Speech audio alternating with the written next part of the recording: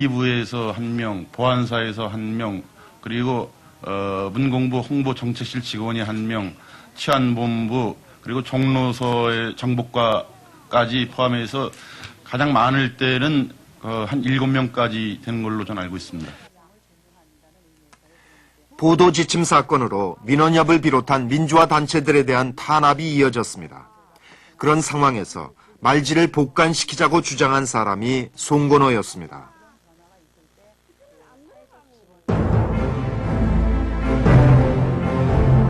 침묵의 자유조차 여의치 않는 상황의 괴로움을 많은 지식인은 경험했을 것이다.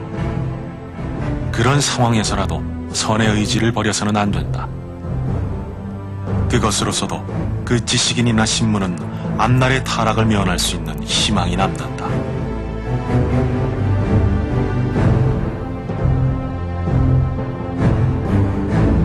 국내의 민주화 운동은 물론이고 전 세계의 전두환 정권의 그런 파렴치하고 반민주적인 독재적인 행태가 다 이제 드러났다 하고 볼 때에는 단순히 이게 언론 분야의 어떤 사고에 그치지 아니하고 민주화를 위한 사회정의를 회복하기 위한 운동에 큰 힘이 됐다고 이렇게 생각하고, 또 언론인들로서는 당시에 그런 권력의 지시에 굴종하고 말도 못한 데 대한 많은 자성을 이제 불러일으켰습니다.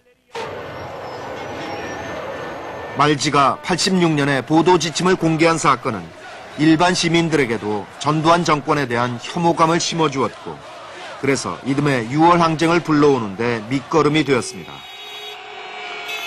그때 거리로 쏟아져 나온 시민들을 보면서 바로 이 시민의 힘으로 권력과 자본으로부터 독립된 신문을 만들어보자는 의견이 나옵니다. 구체적으로 어떻게 모금을 하고 어떤 형태로 일을 추진해 가야 될 것인지에 대해 가지고는 구체적인 얘기가 없다가 60항쟁에 의해 가지고 소위 신문 발행의 자유가 이제 가능해지리라는 전제하에 논의가 시작이 된 거죠.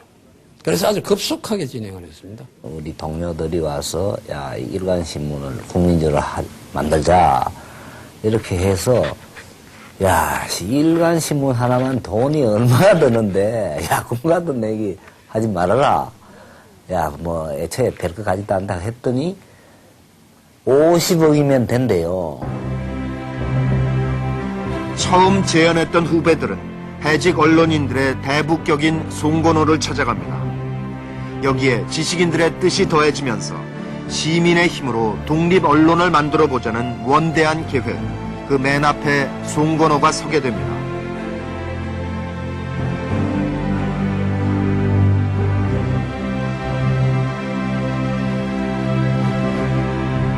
드디어 독립신문 창간 계획이 세상에 공개되면서 국민주 모금운동이 시작됩니다.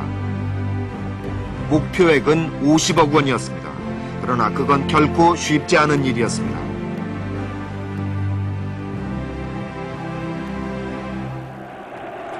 그때 국민들의 관심은 온통 대통령 선거에 쏠려 있었습니다.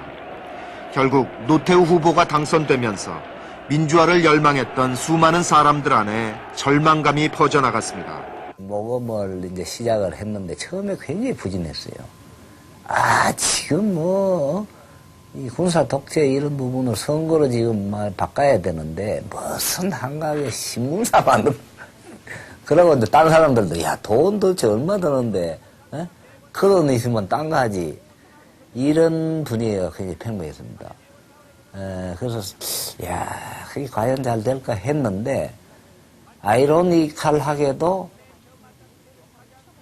87년 선거에서 노태우가 당선되는 바람에 많은 사람들이 6월 항쟁에 참여했던 많은 사람들이 엄청나게 실망을 했어요. 이때부터 새로운 캠페인이 시작됩니다. 진정한 민주주의를 위해서는 제대로 된 신문이 나와야 한다는 것이었습니다. 또 대통령 선거가 있을 것이고 앞으로도 계속될 것인데 지금 같은 언론 구조화에서는 아무리 해봐야 민주화 세력이 대통령으로 당선될 가능성은 없다. 한판의 승부가 아니기 때문에 이번 패배를 딛고 일어서기 위해 가지고는 새 신문을 만드는데 민주화 세력이 모두 동참해주고 국민들이 전부 다 동참해다오 하는 이런 요지의 캠페인이었습니다. 불가능할 것 같았던 50억 원이 끝내 채워졌습니다. 드디어 창간호 준비에 들어갑니다. 이때 송건호가 강조한 것은 기자의 자율권이었습니다. 무슨 문제든지 여러분이 쓰고 싶고 말하고 싶으면 다 해라. 그러나 표현을 조심해라. 이건 항상 국민의 지지를 받는 신문을 내기 위해서는 우리가 그만큼 연구를 할 필요가 있어요. 88년 5월 14일 한국 언론의 역사는 새롭게 쓰여지고 있었습니다. 난 눈물이 나와서 말할 얘기가 없어. 너무도 고맙고 감격스러운. 세계 어디에도 없었던 국민주 신문. 어떤 권력으로부터도 자유로운 독립신문이 세상에 나온 것입니다. 송건호는 창간사에서 이렇게 말합니다. 우리는 떨리는 감격으로 오늘 이 창간호를 만들었다. 세계에서 그 유래를 찾아볼 수 없는 국민 모금에 의한 신문 창간 소식이 알려지자 그간 수십 명의 외신 기자들이 찾아왔고 우리 역시 억누를 수 없는 감격으로 전혀 새로운 신문 제작에 창조적 긴장과 흥분으로 이날을 맞이했다. 쇼크를 줬죠. 여러 가지로. 첫째는 오너가 없는 신문이라는 거. 기자들이 스스로 알아서 지면을 제작하는 신문이라는 거. 또 사장, 경영사장 자체가 기자 출신 송건호 씨였다는 거. 여러 가지로 또 그 제작 태도 자체가 군사정권, 그러니까 550 정권 또는 그 50 정권과 똑같은 노태우 정권. 눈치를 전혀 살피지 않고 제작을 한다는 거. 여러 가지로 쇼크를 일으켰죠.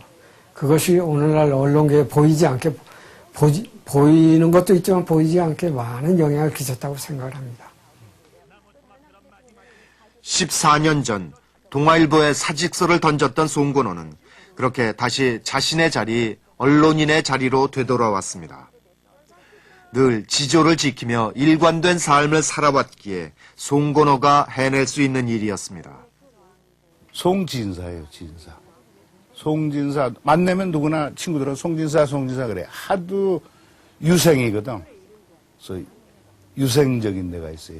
거기다 술도 안 하고 담배도 안 하고 아주 그냥 생활이 청렴결백하고 그래서 송진사인데 점잖고 말수 좋고 아주 조신하고 이런 사람이 한번 자기 비위에 틀리면 끝내 그 고집을 꺾지 않는 대쪽 같은 그런 의미의 투사다 그겁니다. 그 투사의 이미지가 달라요.